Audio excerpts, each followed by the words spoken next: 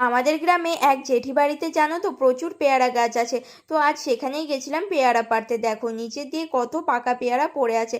আর আজকে আমি অনেক দিন পরে গাছে উঠলাম। প্রথমে তো ভয় করছিল, কিন্তু পেয়ারা খাবো বলে গাছে উঠেই পড়লাম। ছোটবেলায় জানো তো এই গাছ থেকে অনেক পেয়ারা পেড়ে খেয়েছি। যখনই বাড়ি আসি না কেন, এই বাড়ির যে জেঠু, সে আমাকে দেখলেই বলে যে জেঠি পেয়ারা খেতে গেলি না। তো সে কারণে আজকে আরও বিশেষ করে গেছিলাম পেয়ারা পাড়তে। আর আজকে আমার বাবা আর বোনের জ্বর এসেছে, শরীরটা খুব একটা ভালো নেই। সে কারণে মাকে বললাম, মা চলো কটা পেয়ারা নিয়ে আসি, বাবা আর বোনের খেলে ভালো লাগবে। দেখো গাছে কত পেয়ারা, আর সব পেয়ারাগুলো কিন্তু পাকা পাকা ছিল।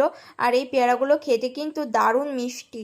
দেখো আমি এখানে অনেকগুলো পেয়ারা ছিঁড়ে নিয়েছি, আমি এভাবে নিচে ছুঁড়ে ছুঁড়ে দিচ্ছিলাম, আর মা কাকি বোন তিনজন মিলে কুড়োচ্ছিল। দেখো কতগুলো পেয়ারা পেরেছি। আর যে পাকা পাকা পেয়ারাগুলো দেখতে পাচ্ছ, এগুলো নিয়েছিলাম আমার ভাইয়ের জন্য।